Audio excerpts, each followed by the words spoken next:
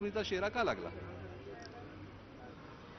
राष्ट्रवादी काँग्रेसचे वयोवृद्ध पुढारी शरद पवार, आमच्या भगिनी सुप्रियाताई सुळे आणि त्यांचे असलेले माननीय न्यायमूर्ती रेवती मोहिते डेरे यांच्याशी संबंध आणि त्या संबंधातून पहिली सुनावणी झाल्याच्या नंतर गंभीरपणे माननीय न्यायालयाने जे आहेत सीसीटीव्ही फुटेज वगैरे सगळं हे करा, म्हणजे प्रिझर्व करा आणि ती इंटरिम रिलीफ कन्फर्म केल्याच्या नंतर जरंगे मुंबईमध्ये 26ला येणार आहे ही कल्पना असताना 24ला मॅटर ठेवल्याच्या नंतर अचानकपणे आज सकाळपासून आमच्या ऑफिसला फोन येणं सुरू झाला.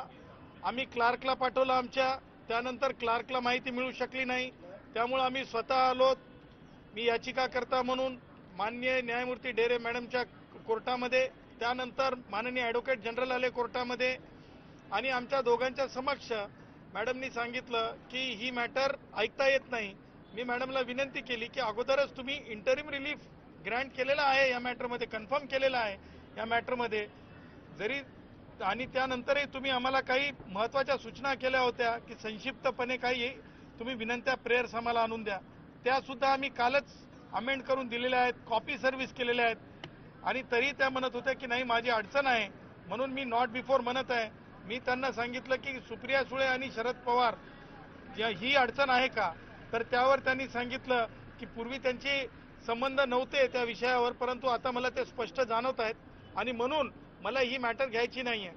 सांगायचं तात्पर्य की मला माहिती नाही की अशा स्वरूपामध्ये एकतर न्यायी व्यवस्थेमध्ये तारीख नक्की झाल्याच्या तर उद्या तारीख होती, परंतु एक दिवस आधी म्हणजे केवळ नॉट बिफोर म्हणण्यासाठीची एक अर्जन्सी आज मी पाहिली. ही मला वाटतं की ज्युडिशियल हिस्ट्रीमध्ये वेगळ्या पद्धतीनं लिहिलं जाईल की ही सुद्धा एक अर्जन्सी असते नॉट बिफोर म्हणण्याची सुद्धा. आणि कोणत्याही दोन पक्षकारांनी तातडीच्या सुनावणीची मागणी न करता न्यायालयाने स्वतः तातडीची सुनावणी घेणे हे सुद्धा न्याय व्यवस्थेमध्ये एक वेगळ्या पद्धतीनं इतिहास म्हणून लिहिला जाणार आहे.